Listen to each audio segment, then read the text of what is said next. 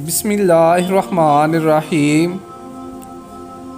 میرے پیارے دوستو، عزیز و بہن بھائیو، السلام علیکم۔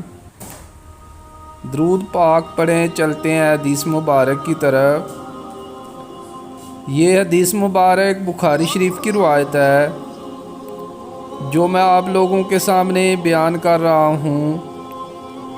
حدیث مبارک کو آخر تک لازمی سنیے۔ رسول اللہ صلی اللہ علیہ وآلہ وسلم نے فرمایا، سفر کیا ہے؟ گویا عذاب کا ایک ٹکڑا ہے۔ آدمی کی نیند، کھانے پینے سب میں رکاوٹ پیدا کرتا ہے۔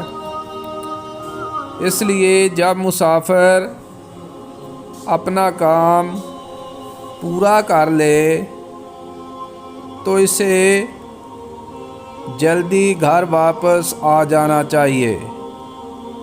میرے پیارے دوستو، اگر آپ حدیث مبارک سننا پسند کرتے ہیں تو اس طرح کی مزید حدیث کے لیے چینل کو سبسکرائب کر لیں۔